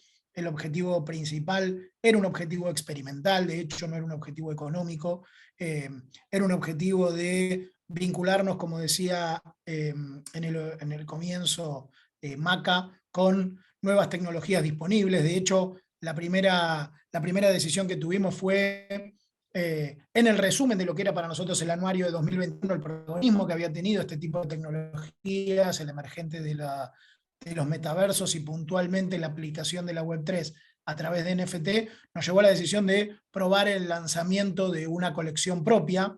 La hicimos a través de 6, y ahora voy a contar el detalle porque creo que es relevante a la producción de NFTs, que fue uno de los aprendizajes importantes o uno de los emergentes de esta iniciativa, hecha, como decía, con lógica de innovación. Elegimos 6 de los personajes del año, 6 personajes locales a nivel Argentina que habían protagonizado el año. Germán Martitegui, Nicky Nicole, o sea, figuras masivas o del mundo de la gastronomía, de la cultura popular y demás, a la que le sumamos o a la que teníamos seleccionados 2 personas que formaban parte de ONG. Una de ellas era Esteban Bullrich, que había sido efectivamente uno de los protagonistas del año, que era uno de nuestros protagonistas del anuario con perfiles digitales. Y lo que decidimos hacer fue, a través de nuestro equipo creativo, nuestro equipo de arte, diseño y animación, armar efectivamente piezas animadas basadas en ellos, basadas en fotos que teníamos de ellos y que habíamos producido. Y en experimental, como decía, no era una vocación de negocio, sino una vocación de prueba. Entonces lo que decidimos fue aliarnos con esas ONG, una era la de Esteban Bullrich, la otra era Haciendo Camino, y que todo lo que se recaudara por la venta de estos NFT, o por la subasta, mejor dicho, porque ese era el mecanismo de los NFT, sea donado o correspondiera directamente el 100% a estas 2 organizaciones que también protagonizaban nuestro anuario. Digo esto porque el ejemplo que vengo a contarles desde La Nación tiene esas 2 características. Ahora vamos a hablar un poco del desafío de lo que significó producir los NFT y trabajar en todo caso en un entorno de Web3, pero lo más importante para nosotros era, primero, la vocación experimental.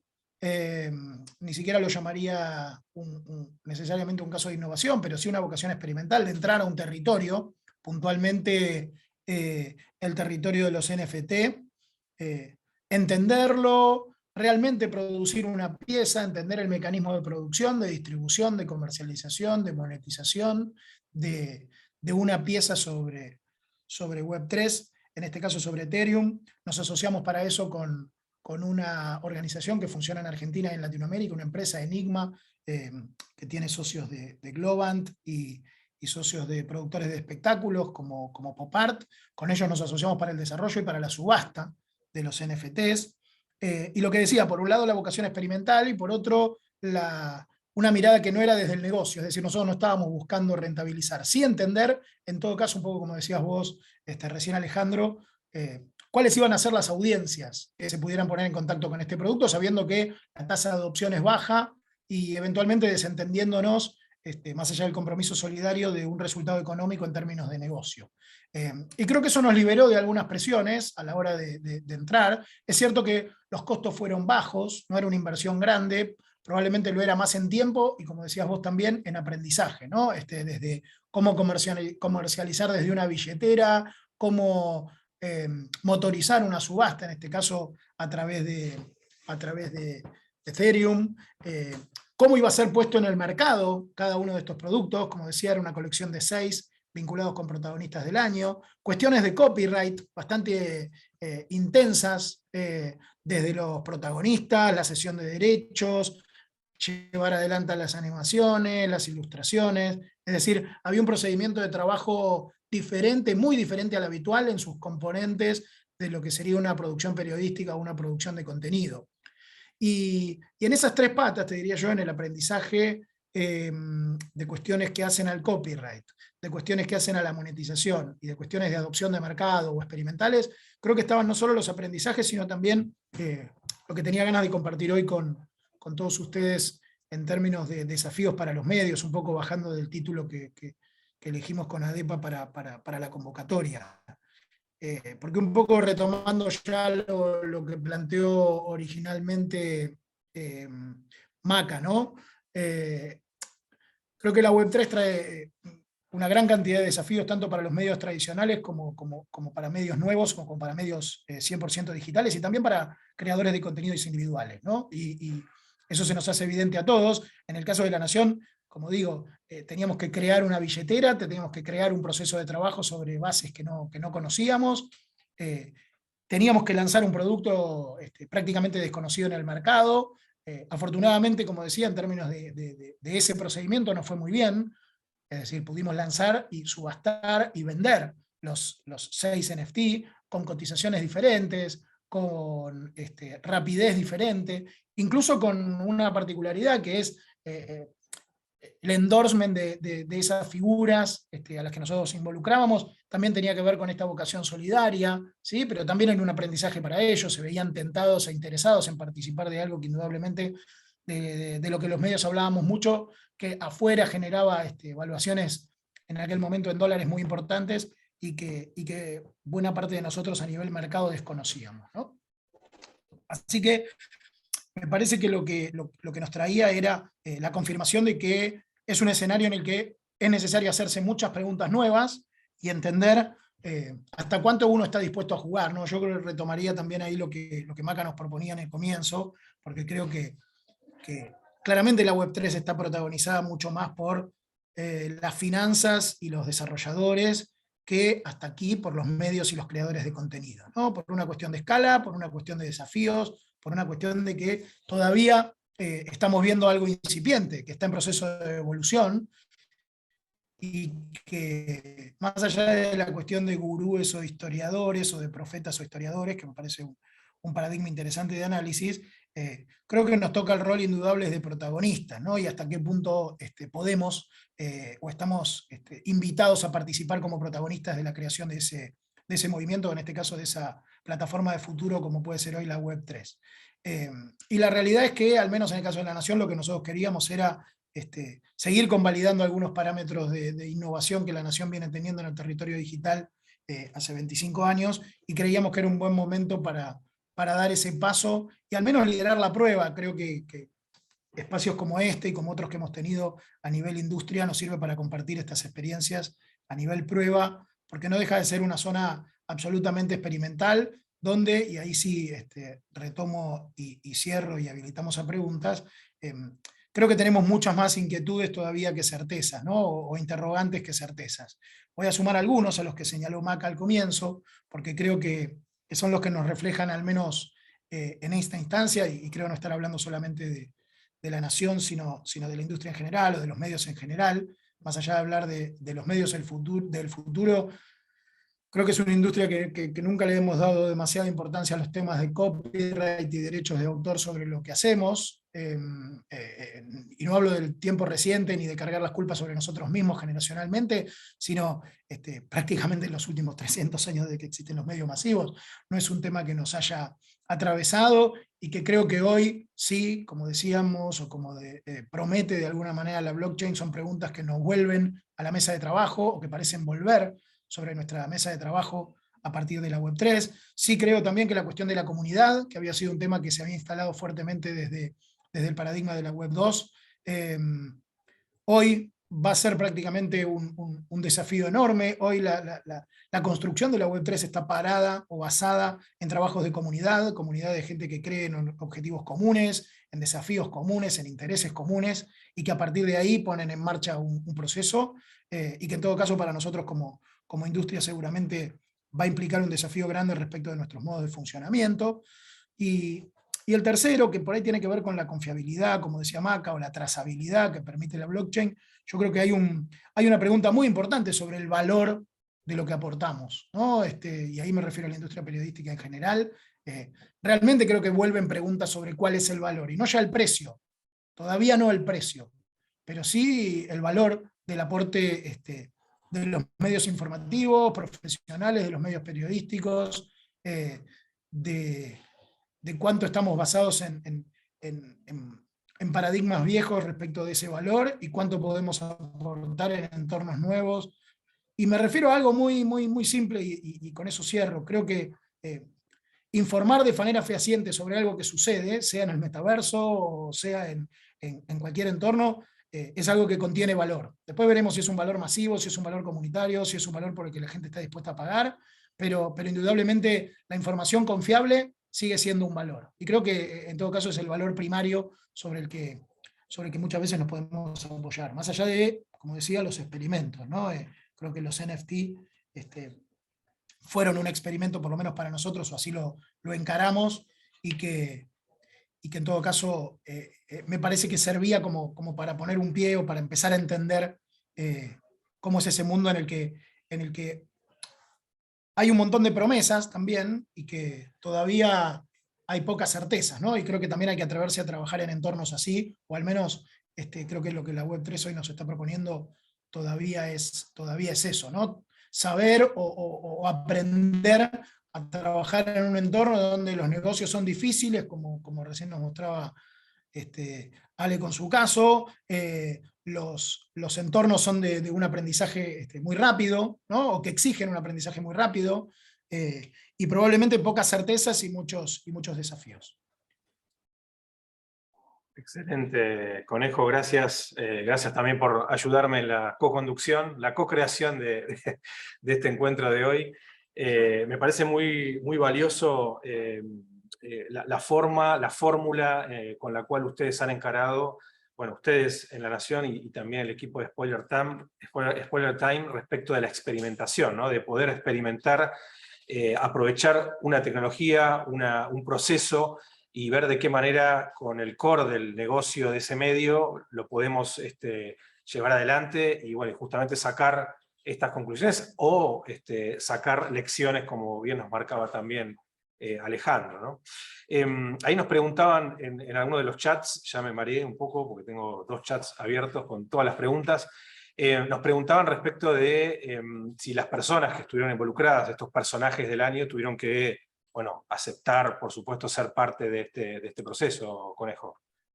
Sí, por eso decía las cuestiones, a ver, me parece que las cuestiones de copyright y de derechos son un tema, como decía, que están menospreciados. En realidad no es que están menospreciados, están naturalizados en una industria que tiene muchos años de un funcionamiento homogéneo en este aspecto, ¿no? Y claramente los NFT, o al menos la prueba que hicimos nosotros, creo que lo pregunta Patricia Muñoz, sí requerían de derechos porque nosotros estábamos haciendo piezas animadas. Lo que hicimos fue crear piezas animadas basadas en esos personajes del año, que como digo eran figuras reales, Martitegui, Santiago Maratea, Esteban Bullrich, Nicky Nicole, y que eran Pablo Jesús Rivero, el dueño de uno de los restaurantes argentinos que rankeaba entre los mejores del mundo y demás. Y a todos ellos tuvimos que pedir la autorización para participar, para utilizar su imagen.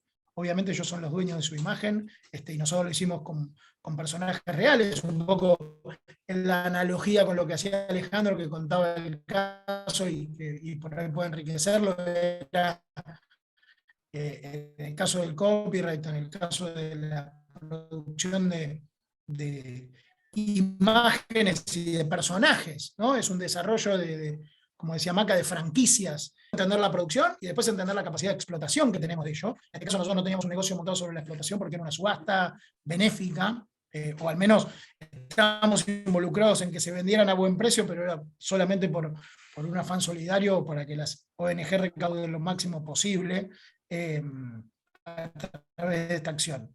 Pero sí hubo que pedir permisos, tanto para la producción, a los creadores, como a los responsables o dueños de sus imágenes, ¿sí? Managers, sobre todo Nicky Nicole, o su manager de explotación de imagen, ¿sí? Y en el caso de ustedes, Alejandro. Mira, en nuestro caso en realidad tiene un doble sentido ahí. Por un lado, nosotros lo hicimos originalmente, como les contaba, como una obra original de distintos artistas relacionado a personajes de series y televisión. No tenemos los derechos sobre, ni es un trabajo en conjunto con, sino son obras originales de distintos artistas, que es un poco la idea.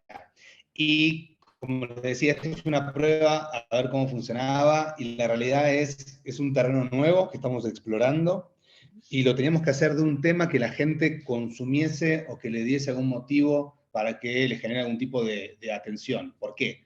Si hacíamos ilustraciones de monos disfrazados de distintos personajes, no íbamos a llegar a ningún lado, la gente no lo iba a picar de ninguna forma, entonces lo hicimos así. ¿Puede tener algún tipo de tema de copyright legal? Por supuesto que sí. La realidad es que no, nosotros puntualmente, digo, esto se puede hablar con las distintas cadenas, con los distintos distribuidores, pero recordemos que no deja de ser una obra original de un artista.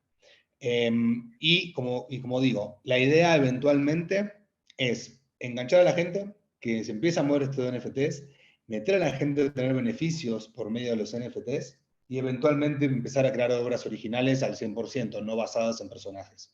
De hecho, si se fijan, bueno, no tuvieron chance de verlo porque pasó muy rápido, pero ninguno de los personajes tiene su nombre real, son todos nombres ficticios, o sea, no tienen el nombre real del personaje, digo, tenemos ciertas precauciones ahí. Sí crear obras 100% originales porque te da mucha más libertad para un montón de cosas que usar obras de terceros. Conejo, ¿tienen pensado algún otro desarrollo, algún otro experimento en la misma línea de lo que hicieron el año pasado? Sí, ahí en todo caso me gustaba cerrar con, para nosotros en ese punto sí fue exitoso, y la medida del éxito es que queremos volver a intentarlo, al menos con los parámetros de éxito que nos habíamos propuesto, ¿no? Experimentación, en nuestro caso el afán solidario, y seguir construyendo aprendizaje. Ahora, sí me parece irrelevante, Andrés, y lo hemos hablado bastante con Maca también en la previa de hoy, ¿no? Los casos de los NFT son un subset de los desafíos que nos trae la Web3. En este caso, a nosotros como medio, nos resultó el más simple de aplicación para esta prueba. ¿Sí? Lo que no quiere decir que sea ni el paso correcto o adecuado, ni el mejor, ¿sí? Y en todo caso fue el que más cerca nos quedó de empezar a hacer una prueba para entender ese valor que pueden tener los contenidos en este nuevo contexto o en este nuevo, si se quiere, universo digital. Digo porque probablemente hagamos un segundo paso con eso, pero no necesariamente es, como decía antes, el camino adecuado o recomendado para todos. Creo que los desafíos en términos de creadores hoy pasan, bueno, que ese sí es un desafío grande sobre el que hay que enfocarse también, ¿no? Digo, los NFT en todo caso era una tangibilización de algo más nuevo, pero no necesariamente era el mejor ejemplo. Pero sí pensamos reincidir en el hecho. Gracias, no sé si me están escuchando. Una evolución importante respecto de cripto, en un ecosistema con toda la complejidad que tiene, y quería preguntarles en sus casos si están anticipando transacciones comerciales con sus audiencias usando cripto para monetizar contenidos. ¿Eso lo ven como una posibilidad entre regulatoria, de legislaciones, de normas que regulan este tipo de actividad en cada país? ¿Cómo lo están analizando desde el punto de vista ejecutivo?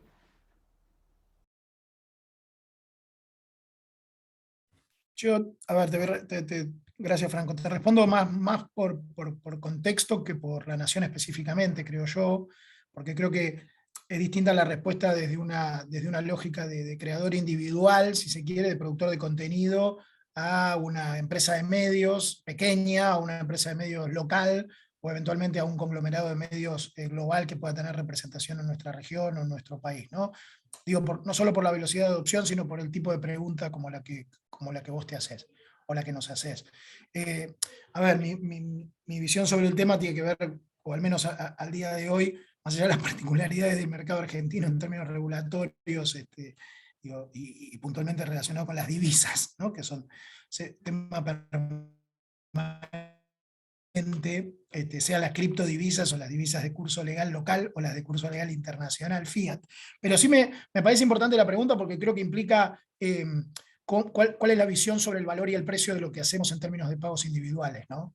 Y me parece que ahí sí creo que hay una pregunta importante, y hoy no son los modelos vigentes, ¿no? Al menos en la Nación está muy cabalmente organizado hacia un modelo de suscripción como el core del negocio, y la visión de que la venta de contenido se hace a través de una visión en el grado ambicioso de una comunidad de suscriptores, ¿no?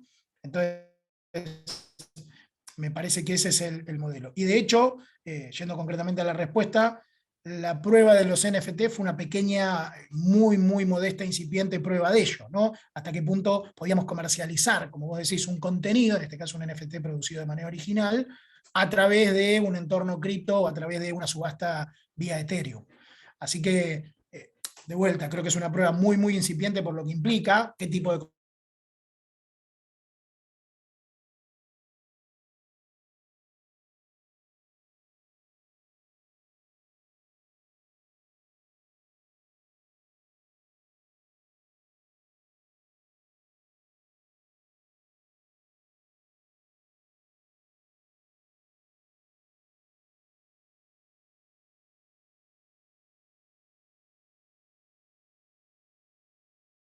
prueba piloto para los participantes, pedirle a ADEPA, enviando un correo electrónico, un POAP, o POAP, que es el souvenir digital de su asistencia al webinario, y si les interesa recibir las instrucciones, podemos hacer la prueba, enviando un correo electrónico a Mercedes, para pedir su POAP de participación electrónica, y se llevan este recuerdo. Quién sabe, en los próximos 15 o 20 años se pueda cotizar en el mercado y valer millones por haber sido el primero en gestionarse de este tipo en un evento de ADEPA. Así que, no sé si vos estás escuchando. Gracias, sí, acá estamos. Pero... Acá estamos, Franco, acá estamos. Por suerte pudimos retomar ahora al cierre. Te agradezco mucho por sumarte a la parte final del diálogo. Ahí pusimos el correo electrónico adepa.org@gmail.com para que nos puedan solicitar este certificado digital. Así que ya mismo pueden ir escribiéndonos, o mañana, o cuando quieran. Y vamos a hacer una cosa que hacemos siempre en el cierre de todos estos encuentros, y que tiene que ver con la encuesta. Vamos a compartir una encuesta de evaluación. Compartir la encuesta.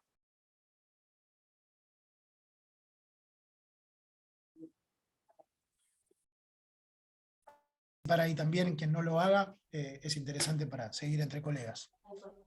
Ahí estamos viendo la encuesta, disculpen, otra vez me voy y vuelvo, estoy saliendo y entrando todo el tiempo.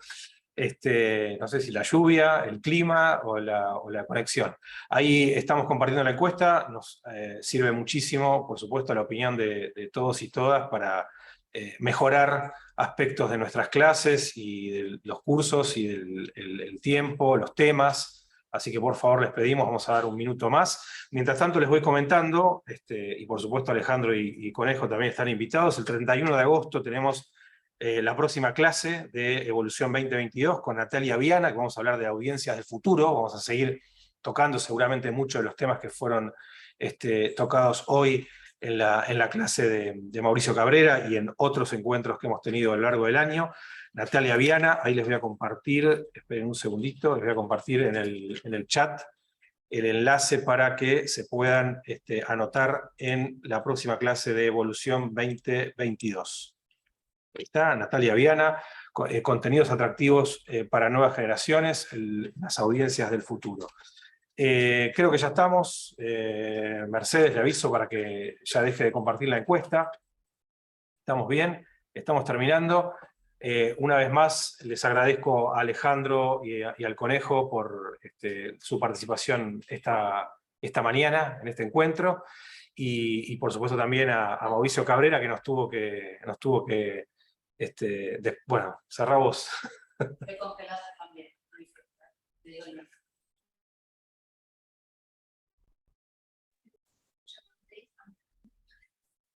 Está con delay tu speech. A ver ahora, ¿me escuchan ahí? No. Perfecto. Digo, Franco. Adelante. Bueno, vamos a cerrar. bien. Vamos a cerrar esta clase tan compleja que hemos tenido. Gracias a todos los que se han quedado hasta el final bancando la clase de hoy. Bueno, muchísimas gracias al Facebook, al Meta Journalism Project y al ICFJ por el apoyo a Evolución 2022. Gracias al equipo de ADEPA. Y bueno, nos vemos la próxima, esperemos que con una mejor conexión. Gracias a todos y a todas. Hasta pronto. Gracias.